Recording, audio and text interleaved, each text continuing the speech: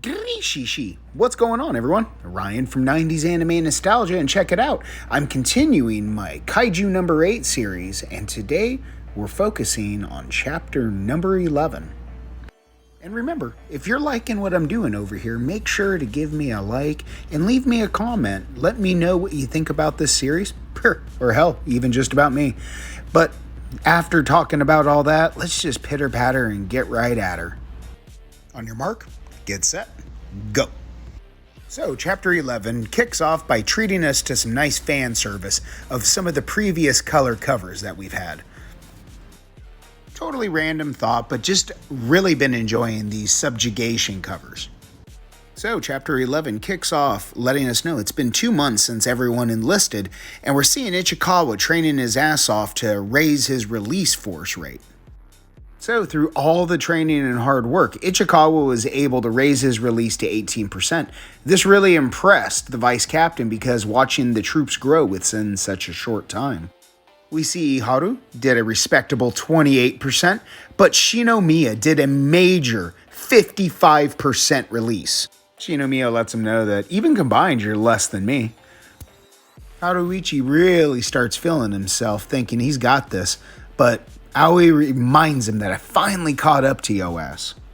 Haruichi reminds his friend that I'll go ahead and overwrite that when it's my turn. All of the big rookies are here, but that's when we see the GOAT himself, Kafka Hibino, training his ass off, and we see that he's released his release rate to a mighty 1%. Just as everyone's having a little fun, the vice captain steps in, reminding Kafka that at this rate, you can't become an official member. You're going to get fired, man.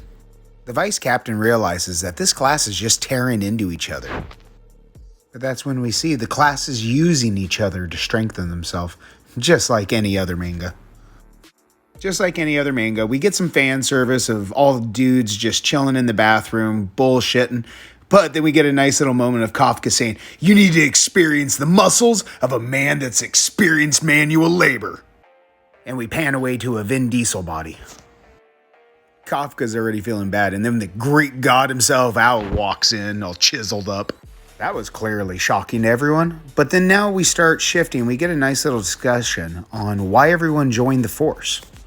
Haru shares that he did because he admires the commander. Ichiharu and Ao state they have family reasons, but pretty much similar to his. That's when they ask Kafka, and things just blow up.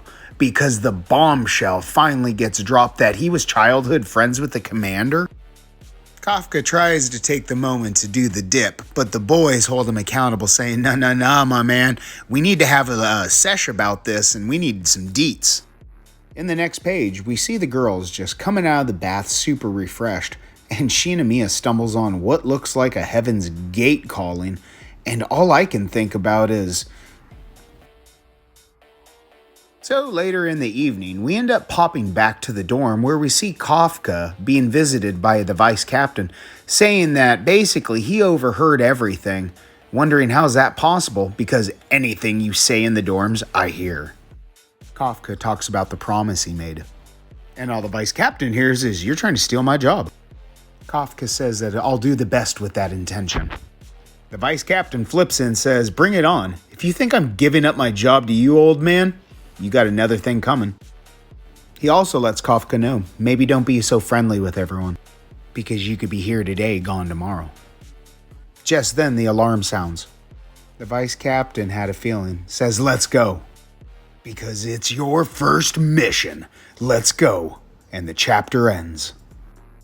So wow, chapter 11 was a banger, but I promise you, we're going to be picking up in the next chapter. But just like always, until next time, be good, be rad, and be weeby.